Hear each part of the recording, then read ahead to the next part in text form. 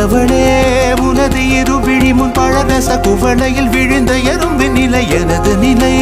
விலக விருப்பமில்லையே பூவே அதிசயனே பிறந்து பல வருடம் அறிந்தவை மறந்தது எனது நினைவில் இன்று உனது முகம் தவிர எதுவும் இல்லையே அன்பே வேறாரும் வாழாத பெருவாழ்விது நினைத்தாலே மனமெங்கும் மழை தூவுது மழலையின் வாசம் போதுமே தலையினில் வானம் போதுமே ஒரு கணமே